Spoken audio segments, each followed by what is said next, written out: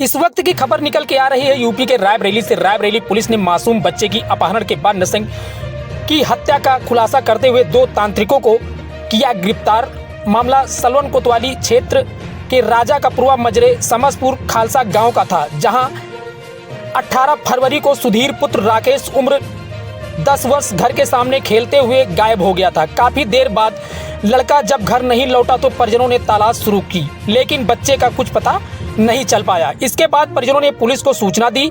इसके बाद पुलिस ने बच्चे की तलाश शुरू की। 19 फरवरी को शव तालाब में उतरता हुआ मिला। बच्चे के शरीर पर चोटों के निशान पाए गए। घटना से पूरे क्षेत्र में हड़कंप मच गया।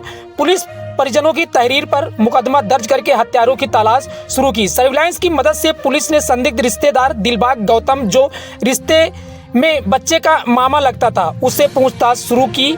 पुलिस की पूछताछ में जो खुलासा हुआ उसने सबके होश उड़ा दिए।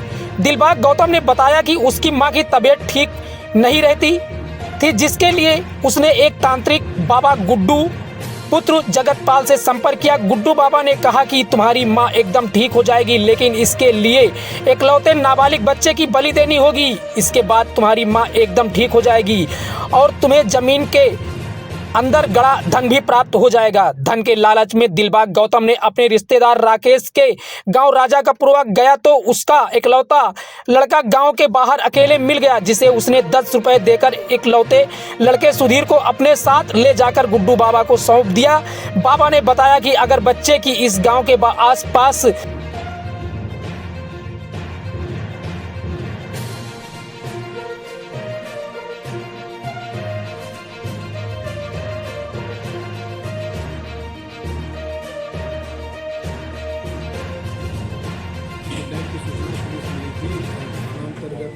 सलून के राजा का पूर्वा गांव है, बिल्कुल समस्तीपुर पश्चिम बिहार के तालाब के किनारे। वहां से बच्चे के गायब होने की सूचना थी। इस संबंध में पुलिस ने तत्काल अपहरण की धारा में अभियोग पंजीकृत कर लिया और बच्चे की तलाश करने के लिए एक टीम का गठन किया गया। उसके दूसरे दिन बच्चे की समस्तीपुर पश्चिम के उद्यान के किनारे ही तालाब किनारे बच्चे का उतराता शव मिला था। शव का पंचायतनामा पोस्टमार्टम की कार्रवाई की गई थी और तत्काल हत्या की धारा में अभियोग को तब्दील कर दिया गया था।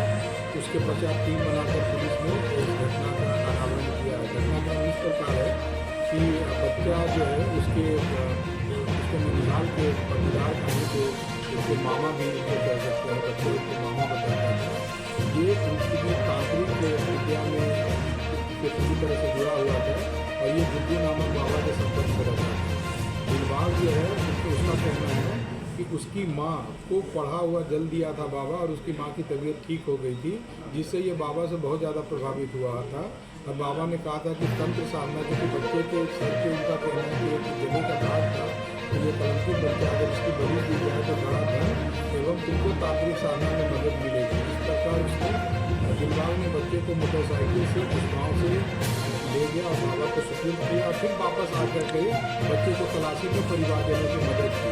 फिर दोबारा जाके बाबा के साथ सहयोग से उसी झील के किनारे तालाब के बच्चों को तांत्रिक क्रिया कर करके हम ये समझा जो है, जो उससे उसकी हत्या कर करके उसको वहाँ पर तांत्रिक क्रिया करके फिर चले गए।